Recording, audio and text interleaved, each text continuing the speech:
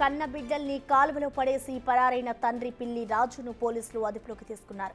నిన్న ఉదయం యానం బ్రిడ్జ్ పై అతడి స్కూటీని గుర్తించారు. నదిలో దూకి చనిపోయాడని భావించి గజ ఈతగాలతో గాలించారు. అయినా అతని ఆచూకీ లభించలేదు. పోలీసులను తప్పుదోవ పట్టించేందుకే బ్రిడ్జ్ పై బండి వదిలేసి పారిపోయాడని భావించారు. ప్రత్యేక బృందాలతో గాలించగా బంధువుల ఇంట్లో తలదాచుకున్నట్లుగా గుర్తించారు. అతన్ని అదుపులోకి తీసుకుని ప్రశ్నిస్తున్నారు.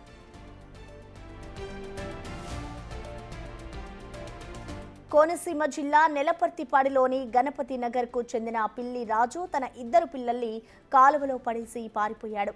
ఈ ఘటనలో తన 6 ఏళ్ల పాప చనిపోగా 10 ఏళ్ల కొడుకు బయటపడ్డాడు.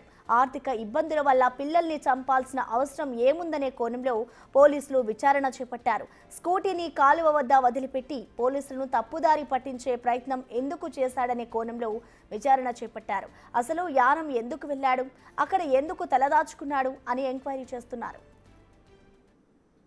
పిల్లిరాజు అనే అతను యానంకి వెళ్ళి అటు నుంచి చుట్టూ తిరిగి రాదేపాలెం, రాజానగరం మండలం రాదేపాలెంలో తన బంధువుల ఇంటికి వచ్చి జరిగిన విషయం చెప్పగా వాళ్ళు మన పోలీసులకి సమాచారం ఇవ్వడం జరిగింది. దాంట్లో అతను మండపేట రూరల్ పోలీస్ స్టేషన్కి వచ్చి లొంగిపోవడం జరిగిందండి. దాంతో అతను అదుపులోకి తీసుకుని ఈరోజు రిమాండ్కి పంపడం జరుగుతుంది. అప్పుల బాధ తట్టుకోలేక ఆత్మహత్య చేసుకుంటున్నట్టు, తను చనిపోతే తన పిల్లలిద్దరూ అనాథలు అయిపోతారన్న ఉద్దేశంతో ఆత్మహత్య చేసుకున్నట్టు చెప్పడం జరిగిందండి. ఇక్కడ పిల్లలిద్దరిని తోసేసి ఆ తర్వాత కాలువలోకి వెళ్ళి యానం దగ్గర బైక్ దొరికింది కాబట్టి యానం దగ్గర ఆత్మహత్య ప్రయత్నం చేస్తే అక్కడ మనసు మార్చుకొని మళ్ళీ అక్కడి నుంచి వెళ్ళిపోవడం జరిగింది. ఈ ఆత్మహత్య సూసైడల్ టెండెన్సీ ఉన్న వాళ్ళు ఎవరైనా మీ చుట్టుపక్కల ఇళ్లలో ఎవరైనా ఉన్నా కానీ మాకు పోలీసులకు వెంటనే సమాచారం ఇవ్వాల్సిందిగా కోరుతున్నాము.